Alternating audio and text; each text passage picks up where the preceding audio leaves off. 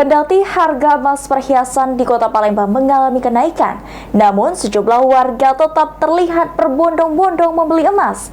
Warga beranggapan kenaikan harga emas saat ini menjadi potensi investasi.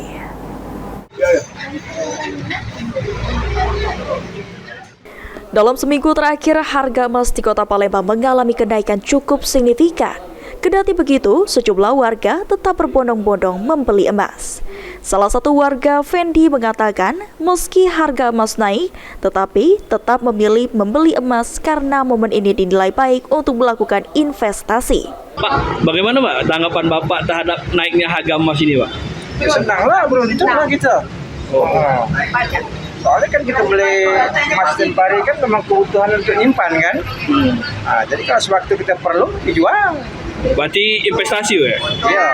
Investasi ya? Kakek kalau seandainya kita buat ada lebih rezeki kakek, insya Allah mungkin pacak beli lagi kan. Berarti sebagai kebutuhan juga Pak ya?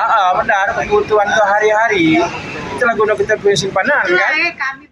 Salah satu pemilik toko emas, Alay, menyampaikan untuk saat ini harga emas perhiasan tembus ke angka 11 juta rupiah per sukunya.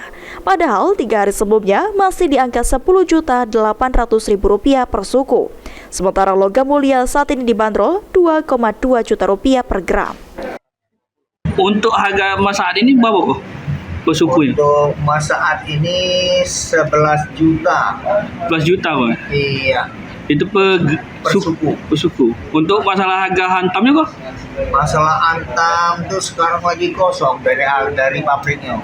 Lagi kosong ya? Iya, lagi kosong. Tapi harga sebelumnya berapa kok antam kok? Kalau antam kalau kita hitung graman itu bisa sekitar 2.200.000-an. Oh, naik lagi kok ya? Iya. Pedagang emas di Kota Palembang memprediksi harga emas akan kembali mengalami kenaikan dalam waktu dekat. Ida Hampal TV.